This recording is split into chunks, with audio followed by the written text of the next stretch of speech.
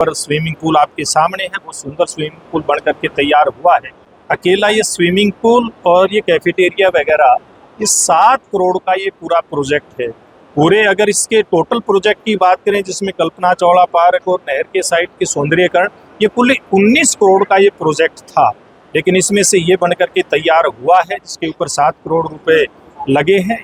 यहाँ निश्चित रूप से भविष्य में तैराकी के अच्छे बच्चे बच्चियाँ निकल करके आएंगे, और वो केवल हरियाणा स्तर पे नहीं, मैं समझता हूँ राष्ट्रीय अंतर्राष्ट्रीय स्तर पे हमारे यहाँ के तैराक निकल करके आए।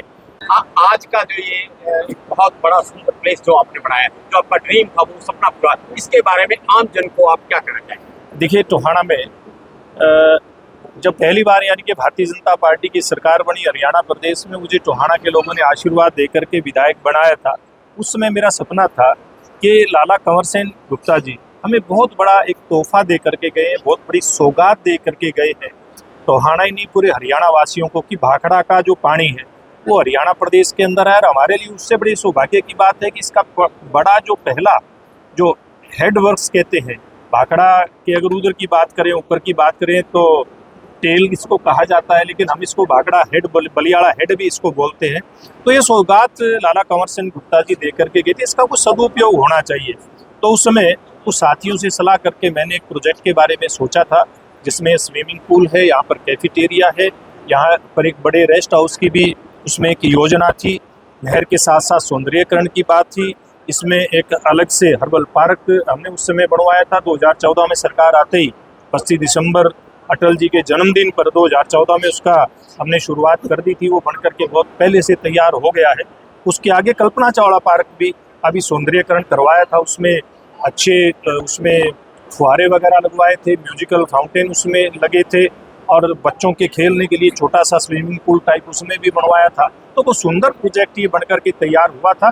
इन्हीं कारणों से ये ऑपरेशन में नहीं आ पा रहा था, यानी कि चालू नहीं हो पा रहा था। आज ये चालू हो रहा है, तो हम सब के लिए बहुत अच्छी बात है, बड़े सौभाग्य की बात है। क्या स्विमिंग पूल भी वर्किंग में आ गया है, कैफेटेरिया भी वर्किंग में आ गया, वो थोड़े दिन के बाद हमारा कल्पना चावला पार्क भी वर्किंग में आ जाएगा। तो टोहाना के नागरिकों को मैं आपके माध्यम से बहुत बहुत बधाई देता हूँ।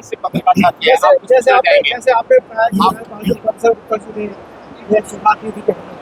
और ये बड़ा अच्छा स्थल का है, तो क्या यहाँ पर कोई स्टैचू लगाने का प्रोग्राम है? देखिए, स्टैचू लाला कंवर सेन गुप्ता जी का टोहाना में बहुत बड़ा एक सुंदर चौक बना हुआ है, लेकिन कोई विचार इस प्रकार का भविष्य में आता है, अगर जरूरत पड़ती है तो कोई दिक्कत नहीं है, क्योंकि लाला कंवर सेन गुप्ता जी हमारे लिए इतनी बड़ी सौगात दे करके कि हम उनके लिए जितना भी करें उतना कम है। आपको ध्यान होगा 2014 में 25 दिसंबर अटल जी के जन्म दिवस पर जो हर्बल पार्क बनाया था, कुछ साथियों का ये कहना था कि इसका नाम, क्योंकि अटल जी के जन्म दिवस पर इसका शुरुआत हो रही है, इसका शुभारंभ हो रहा है, तो उनके नाम से किया जाए।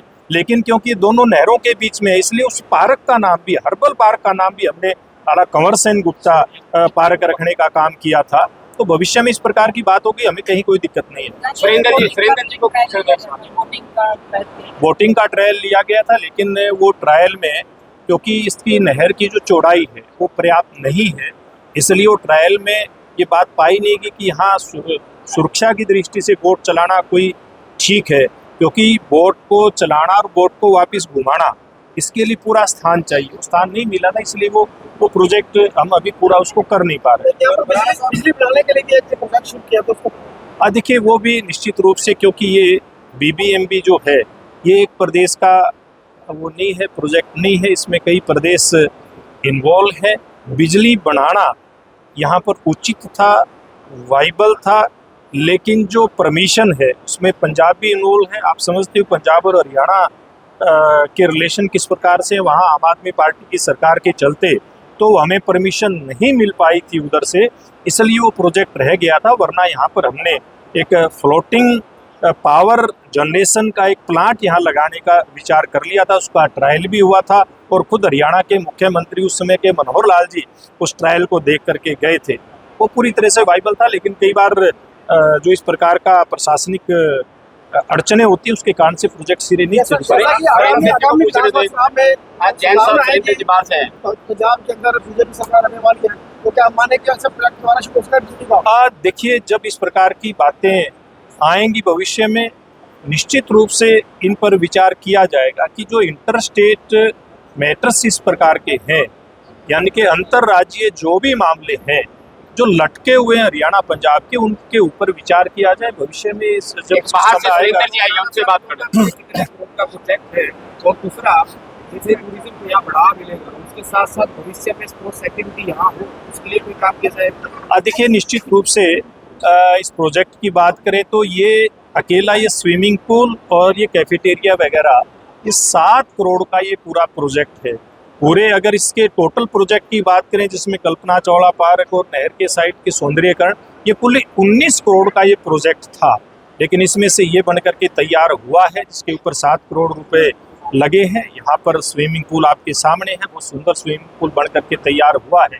यहाँ निश्चित रूप से भविष्य में तैराकी के अच्छे बच्चे बच्चियाँ निकल करके आएंगे और वो केवल हरियाणा स्तर पे नहीं, मैं समझता हूँ राष्ट्रीय अंतर्राष्ट्रीय स्तर पे हमारे यहाँ के तैराक निकल करके आए, ये मैं मान करके चलता हूँ। क्योंकि हमने वो भी मुझे यही सौभाग्य प्राप्त हुआ था टोहाना में एक बड़ा स्टेडियम बनवाने का।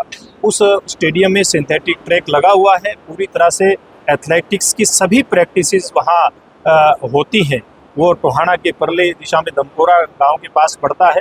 तो आज उस स्टेडियम के अंदर भी केवल हरियाणा नहीं, हरियाणा के साथ साथ पंजाब, राजस्थान, दिल्ली, उत्तर प्रदेश सहित कई प्रदेशों के बच्चे आकर के वहाँ एथलेटिक्स की प्रैक्टिस करते हैं और उनमें से कई राष्ट्रीय अंतर्राष्ट्रीय स्तर पे प्रतियोगिताओं के अंदर मेडल लेकर के आए हैं। इसलिए उस बात के आधार पे मैं कह सकता हूँ कि हमारा टोहाना, और टोहाना ही नहीं खाली फतेहाबाद जिला, क्योंकि यहाँ हमारे फतेहाबाद जिला में बैजरपुर गांव में हॉकी के स्टेडियम में सिंथेटिक टर्फ यहाँ लग करके, वो भी पिछले साल ही, अब से लगभग 7 महीने पहले ही अपने ध्यानचंद जी की जयंती के अवसर पर, शायद 29 सितंबर का वो दिन था जिस दिन उसकी शुरुआत हुई थी, उसका लोकार्पण हुआ था। इसी प्रकार से गुना के अंदर जो हमारा गोरखपुर का पावर प्लांट है, उसके CSR के फंड से मैंने गुना के गवर्नमेंट कॉलेज का जो ग्राउंड है उसमें फुटबॉल का सिंथेटिक टर्फ लगवाने की भी मंजूरी